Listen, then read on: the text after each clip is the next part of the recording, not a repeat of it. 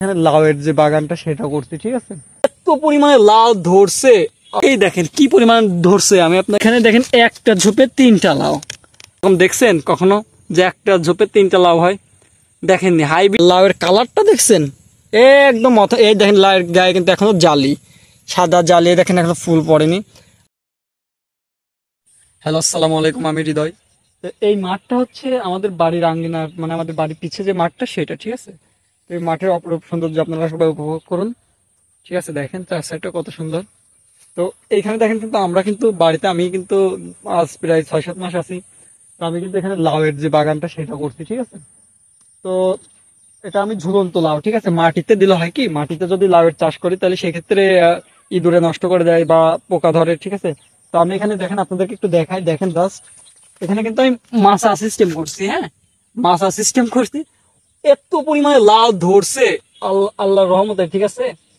প্রায় আপনার মোটামুটি আমার এখানে প্রায় 700-800 লাউ আছে, ঠিক আছে। দেখেন পুরো 700-800 লাউ আছে। এগুলো এগুলো কিন্তু হাইব্রিড জাতের না, হ্যাঁ, এগুলো কিন্তু আমাদের দেশি জাতের, তাও কিন্তু বিপুল পরিমাণে ফলন হয়েছে। দেশি জাতটাই যদি আপনারা একটু রক্ষণাবেক্ষণ করেন ঠিক মতো, ঠিক আছে, তাহলে কিন্তু অনেক সুন্দর হয়। তো এইখানে কিন্তু আমি পলি দিয়ে রাখছি, দেখেন পলি দিয়ে রাখছি আমি, যাতে এই বৃষ্টির পানি পড়ে, ঠিক আছে, লাউয়ের গাছের গোড়ায় পানি না জমে লাউয়ের গাছটা ক্ষতিগ্রস্ত না হয়, ঠিক আছে। এই জন্য কিন্তু আমি এখানে পলিও দিয়ে রাখছি, ঠিক আছে। দেখেন কত বড় আমার মাছটা, ঠিক আছে, প্রায় 700-800 লাউ হয়েছে। তো আপনারা যারা এই লাউয়ের বীজগুলা সংগ্রহ করতে চান তাহলে আমার সঙ্গে যোগাযোগ করবেন।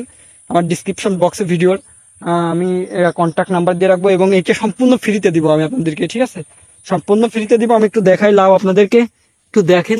এই দেখেন কি পরিমাণ ধরছে, আমি আপনাদেরকে না দেখালে আসলে বুঝতে পারবেন না।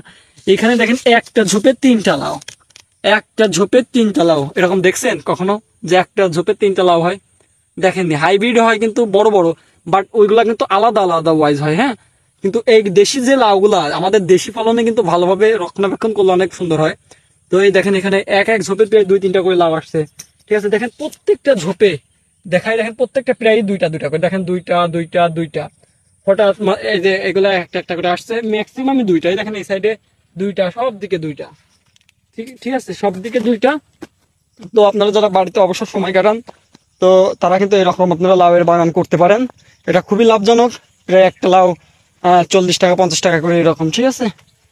তো অনেক সুন্দর কিন্তু আসলে দেখেন, আসলে না না যদি আপনাদেরকে দেখে আপনারা বুঝতে পারবেন না, ঠিক আছে। দেখেন এই সাইডেও কিন্তু 3টা করে আসছে, কিন্তু এই সাইডে আবার দেখেন ঝোপে ঝোপে কিন্তু 3টা করে লাউ আসছে, হ্যাঁ, ঝোপে ঝোপে 3টা। আর লাউয়ের কালারটা দেখছেন একদম মাথা। এই দেখেন লাউয়ের গায়ে কিন্তু এখনো জালি, সাদা জালি, দেখেন এখনো ফুল পড়েনি। আর লাউয়ের কালারটা দেখেন, দেখলে আসলে মন ভরে যায়।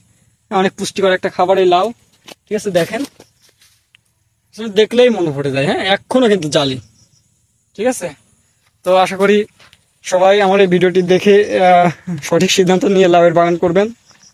তো আমি, আমার জানেন আপনারা যে আমি খামারির যে ভিডিওগুলো ছাড়তাম, আমি আসলে খামারের ওই দিক থেকে একটু সরে আসতে চাচ্ছি, কারণ ওটা অনেক সময় সাপেক্ষ, প্লাস অতটাও আমার এখন সময় ওই সাইডে দিতে পারছি না। ভাবলাম যে এইদিকে লাউয়ের ক্ষেত্রে, সবজির ক্ষেত্রে কিছু একটা করার চেষ্টা করি। তো এখন থেকে কিন্তু আমার চ্যানেলে এরকম ব্লগ টাইপের ভিডিও পাবেন আপনারা, হ্যাঁ, ব্লগ ভিডিও পাবেন। খামারের ভিডিও থেকে আস্তে আস্তে স্কিপ করতেছি, কারণ এগুলো অনেক সময় সাপেক্ষ। এই কবুতর পালা লাগে, এই এক একটা হাঁস মুরগি মানে একদম অনেকটা টাইম লাগে আর কি। যদিও ভালো লাগে, ভালোবেসে এগুলো করতাম, কিন্তু আমার আসলে অতটা সময় নেই, হ্যাঁ। তো এখন থেকে এগুলো করব। আর ওই সাইডে কিছু কচু লাগাইছি, ঠিক আছে, কচু ক্ষেত লাগাইছিলাম এখানে। তো এখন থেকে এই ভিডিওগুলো কন্টিনিউ করব, এবং ব্লগ টাইপের ভিডিওগুলো মেক করব।